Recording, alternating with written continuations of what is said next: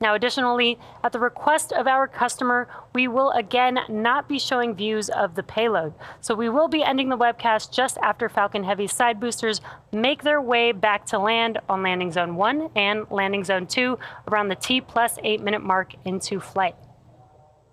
Now, in addition to covering today's launch, we're excited to be joining you this weekend as Monday is Martin Luther King Jr. Day. Every third Monday of January, we celebrate the life and legacy of Dr. Martin Luther King Jr., who fought for racial justice and equality for all. Here at SpaceX, we believe that in order to achieve our goals of making humanity multiplanetary, it is essential to create a team with diverse backgrounds and cultures. As we remember Dr. King's legacy this weekend, I hope that we can keep working towards furthering equality every day of the year. Now back to the mission at hand. At T-minus 13 minutes and counting, all systems are currently go for an on-time liftoff. The vehicle is nearly fully loaded with propellants and will complete at T-minus 2 minutes. The range is also green and ready to support. If for some reason we do not launch today, we do have a backup opportunity tomorrow at the same time. Now, at just under T-minus 13 minutes, let's take a closer look at the Falcon Heavy vehicle that you see there on your screen. Falcon Heavy is essentially 3 Falcon 9 rockets strapped together, which means it can carry much larger payloads, not only to Earth orbit, but to the Moon and Mars as well. Now, like Falcon 9, Falcon Heavy is a 2-stage launch vehicle. Now, the big difference is that the Falcon Heavy first stage is comprised of 3 cores, whereas Falcon 9 only has 1. Falcon Heavy has 28 engines in total. Each of these cores has 9 M1D engines, making for a total of 27 engines across all 3 boosters, which you can see there on your screen. The 28th engine is a Merlin vacuum engine on the second stage and will power the payload to its final targeted orbit. Now, altogether, the Merlin 1D engines at the base of Falcon Heavy produce 5 million pounds of thrust. That's equal to 18 747s at takeoff. Now, in fact, the engines produce so much power that we don't run them at full thrust all at once until after liftoff. About 2.5 minutes into flight, the 2 side boosters will separate from the center core and come back down to Earth for simultaneous landings at Landing Zone 1 and Landing Zone 2, which you can see there on your screen. If successfully recovered, these side boosters will be refurbished and used in a future national security space launch.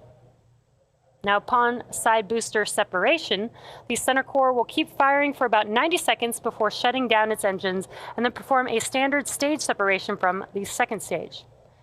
We will not be attempting to land our center core today as the mission requires more performance. Now, this means that in order to get our payload to where it needs to go for today's mission, the center core will burn the fuel that we would typically use for recovery.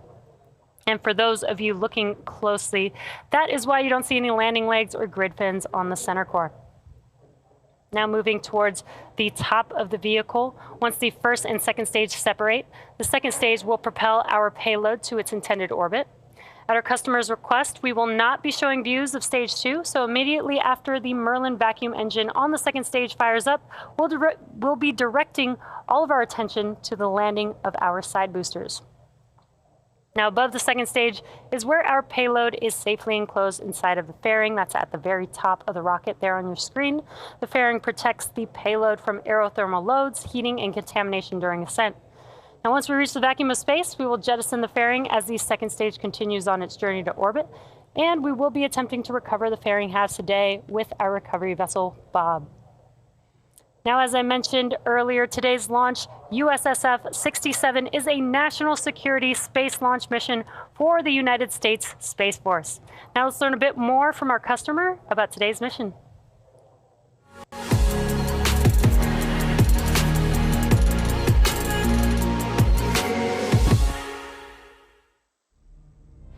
We depend on space every day to support our way of life, our supply chain, financial systems, weather tracking, and power grids, as well as air, land, and maritime infrastructure.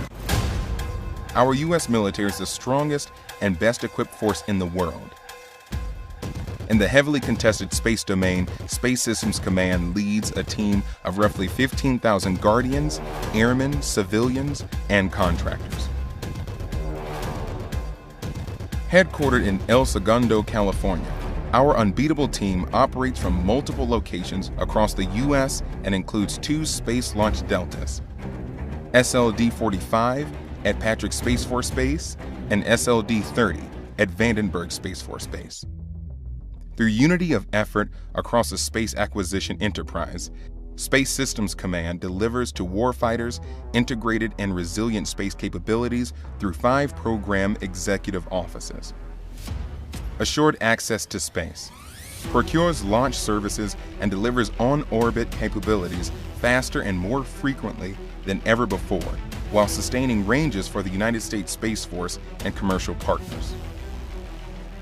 Battle Management Command, Control, and Communication delivers tactical and operational command and control capabilities to warfighters, facilitating timely and quality battle space decisions for the joint all-domain fight. Space Domain Awareness and Combat Power maximizes the full characterization of space using a wide range of multi-domain assets by rapidly detecting potential and real threats to our nation and allies, which enables decisive action in the space domain. Communications and Positioning, Navigation, and Timing ensures the delivery of resilient capabilities across the acquisition lifecycle, from prototypes to systems on the production line to systems our warfighters have been operating for years. Space Sensing delivers space-based battle space awareness through missile warning, tracking, environmental monitoring, and tactical intelligence, surveillance, and reconnaissance. Our adversaries fully intend to disrupt, degrade, and destroy the U.S. and our allies' ability to access and operate in space. Not on our watch. Space Systems Command is focused on creating and sustaining resilient lethality in space through systems integration, unity of effort, and digital engineering ecosystems. At Space Systems Command, space starts here. At T-minus 6 minutes and 45 seconds, the SpaceX team continues to count down for launch of our 4th operational Falcon Heavy flight, and all systems are go. Following a successful static fire this past Tuesday, Falcon Heavy rolled out to the pad with the payload at 5:45 a.m. and went vertical about 4.5 hours later. Now, before we began the webcast, the SpaceX launch director... Booster RP-1 load is complete. The SpaceX launch director pulled the members of the launch team and got a go for propellant loading and launch. And we're currently loading propellant on all 3 first stage boosters as well as the second stage. Now you may be able to hear the live rocket sounds from our launch pad. The pops and hissing sounds that you hear are from propellant loading as well as the launch mount and strong back that the propellant is going through. Falcon Heavy uses 2 propellants, a refined form of kerosene called RP-1 or Rocket Propellant 1 as a fuel, and LOX or liquid oxygen as an oxidizer. Now, an oxidizer is a type of chemical that a fuel requires in order to burn. The liquid oxygen is chilled below its boiling point so that it has a much greater amount of mass per volume. So basically, we can load more of it into the vehicle. Our fuel is RP-1, essentially a purified kerosene. It is safe, easily available, and has a lot of history. And in fact, the Saturn V first stage flown from this very pad on the moon missions also used liquid oxygen and kerosene. And in addition to these 2 propellants, we also use the chemical TTEB, or triethyl aluminum and triethyl borane, as an ignition source. The combustion of RP-1 and liquid oxygen is what makes the rocket go, and it's the TTEB that sets the match to the propellant mix. Now, next up, the trusted structure next to the vehicle. Tanks are pressing for a strong back retract. And there's that call out just in time. The structure next to the vehicle is called the strong back, or the TE. And in preparation for retraction, the clamp arms will begin to open. There's clamp arms just there that you can see on your screen below the fairing. Those will begin to open up, and once they are fully open... Back retract in progress. Once they are fully open, then the TE, or the transporter erector, can begin to retract away from the vehicle, and we did hear that call out that the TE retraction process has begun. Now, as I mentioned earlier, today's launch marks our second Falcon Heavy flight in just 11 weeks. And for those of you following along, a lot will happen in the first 4 minutes of flight. And there you can see on your screen that the clamp arms have begun to open. Once those are fully open, the TE can begin to retract away from the vehicle. Now again, a lot will happen in the first 4 minutes of flight. First, we will light the 2 side boosters, followed by booster lock float is complete. Followed by the center core. Then about 40 seconds after liftoff, we will decrease power on the 2 side boosters to prepare for max Q, after which Falcon Heavy will throttle back up to full power on the side boosters. Now 2 minutes into flight, we will... booster lock float is complete. 2 minutes into flight, we will again reduce thrust on the 2 side boosters, this time to decrease forces on the rocket structure, as the vehicle is now much lighter, but thrust is constant. Now, 2.5 minutes into flight, we will fully turn off the side boosters with booster engine cutoff, or what we call BECO. The pneumatic separation Center system. core lock float complete. Getting good calls. I'm going to pause for each one of those. The pneumatic separation system on the center core then unlocks the 2 side boosters and pushes them away. Now, once we are clear of the side boosters, the center core throttles up to full power until the center core shuts down with main engine cutoff, or what we call MECO, and then separates from the second stage around the 4-minute mark. And as a reminder, we will not be attempting to recover the center core today, as the mission requires more performance. Now, for those of you looking closely, this is why you don't see any landing legs or grid fins on the center core. And from this point on, very similar to a Falcon 9 mission, the side boosters will be making their way back down to Earth for recovery. The fairing will separate, and the second stage will take the USSF-67 payload out into space. Now, as a reminder, at the request of our customer, we will not be showing views of the payload, so we will be ending the webcast just after our side boosters. Stage 2 lock float complete. Just after our side boosters make their way back down to land on landing zone 1 and landing zone 2, a little after the T plus 8-minute mark into flight. And as we've mentioned before, launch is hard, and Falcon Heavy is no exception. We are essentially counting down 3 rockets simultaneously, so our team is going to be conservative in case anything pops up in the last couple minutes of the countdown. Now, if for some reason we don't launch today, we do have a backup opportunity tomorrow at the same time. And we did also hear those callouts that propellant loading is now complete on Falcon Heavy. Gas closeouts. So we are now going to vent out the liquid oxygen line on the transporter erector. Next up will be Falcon Heavy in startup, and that will be at the T-1 minute mark. That's where the internal flight computers take over the launch countdown.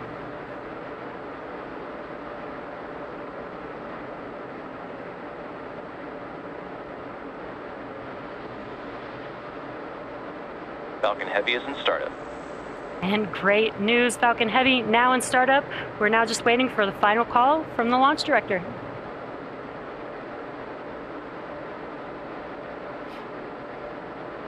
This is the mission director. Go for launch. And excellent news, all systems are go for launch of Falcon Heavy with USSF-67. T-minus 30 seconds.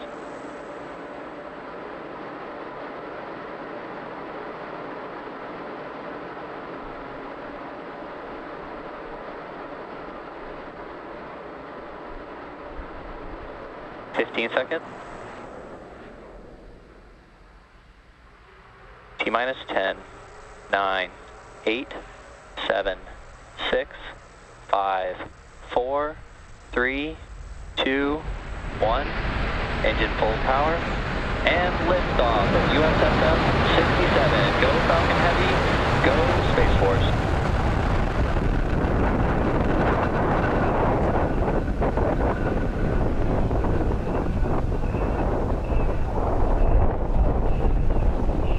Booster chamber pressures are nominal.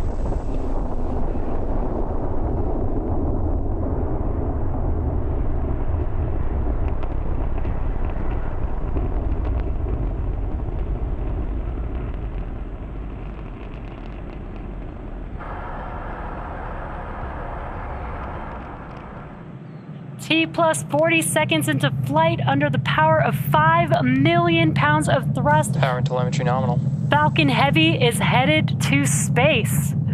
Now we did throttle down the engines around the T plus 40 second Vehicle mark supersonic. in preparation for Max Q. Max Q. And great call out there that we have passed through Max Q. That's the largest mechanical stress on the vehicle on ascent. And incredible, incredible views there on your screen. Falcon Heavy in flight. Now next events coming up will be booster engine cutoff, or BECO, followed by separation of the side boosters and followed by their side booster boost back burns. And then will be center core main engine cutoff, or what we call MECO. Again, those events coming up here just under a minute away. That will be BECO. That's where the side boosters engines will shut down. The center core will push those side boosters away from the vehicle. Then those two side boosters can begin to make their way back down to Earth with their boost back burns. And on your right-hand screen, you could see the views from each of those side boosters.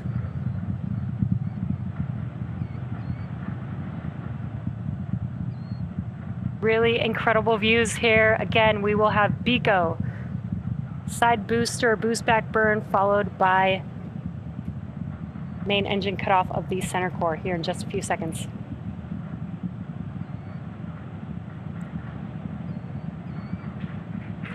Side booster separation.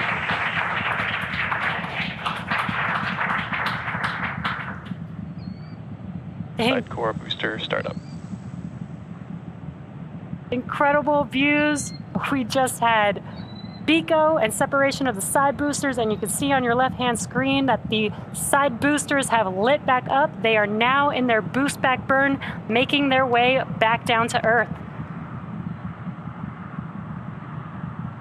Now, those side boosters are returning to Florida under the power of 3 engines. That's 3 of the 9 M1D engines.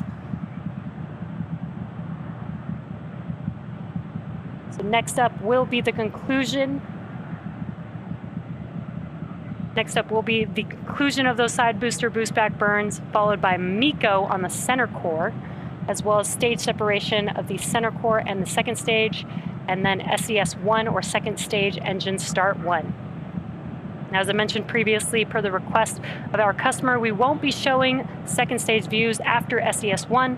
And additionally, our center core, or stage 1, is expendable today, so we will not be attempting to recover that vehicle, but we should have some great views like we are seeing right now. Side core boost back shut down. We should have some great views of those side boosters touching down for landing. MECO. Stage separation confirmed. MVAC startup. And excellent views. We had the Stage 1 FTSSA has safed. We did have the shutdown of the boost back burn. We did have the shutdown of the boost back burns on the side boosters, as well as MECO on that center core and stage separation.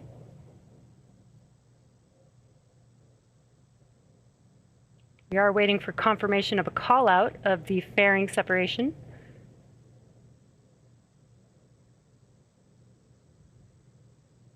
All vehicles are following nominal trajectories.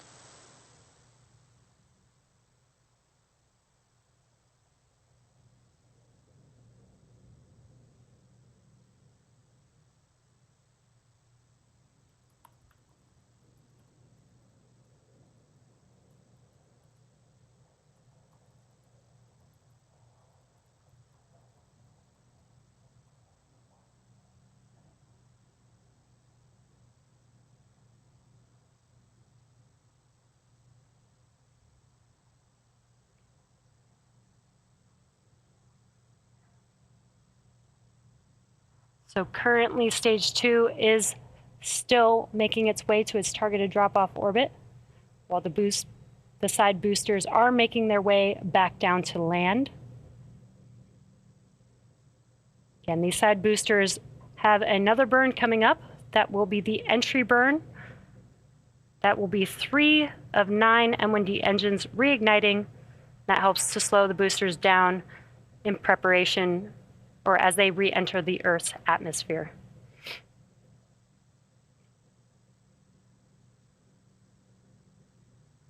We got some views here from those side boosters there on your screen. Now, at the time of separation, the side boosters were traveling slow enough to turn around and make their way back to land, to our side-by-side landing pads. If we have successful landings today, we'll mark the 163rd and 164th landing of an orbital-class rocket. As I mentioned earlier, the center core will be expendable, and we are not attempting to recover it today.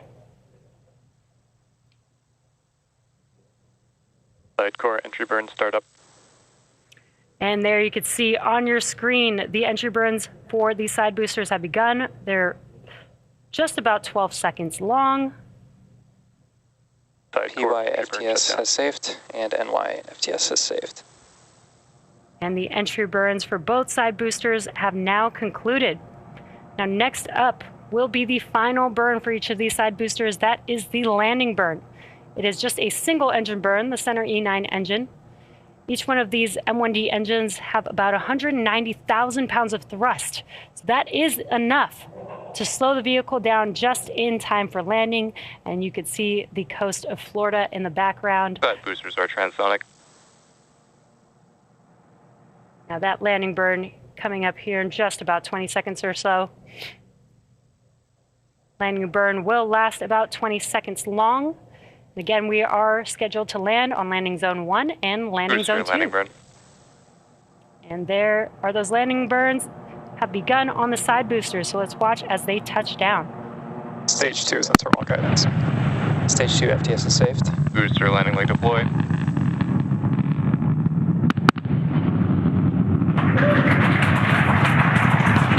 And what an incredible sight to see as we watch the side boosters touch down for landing. That confirms successful landing of both Falcon Heavy side boosters on landing zone 1 and landing zone 2. Now, with these two side boosters, this marks the 163rd and 164th overall successful landing of an orbital class rocket. It's also the 25th landing on landing zone 1 and the 6th landing on landing zone 2. And with successful confirmation of our side boosters landing, that will bring today's webcast to a close. Insertion. Now, we'd like to thank the United States Space Force for entrusting us with today's mission. Thank you to the Range and the Federal Aviation Administration for licensing today's launch. And we'd like to thank all of you, our viewers, for tuning in. Now, if you're interested, head over to our website and social media platforms for updates on our next missions and milestones. We hope that you all enjoy the rest of your weekend.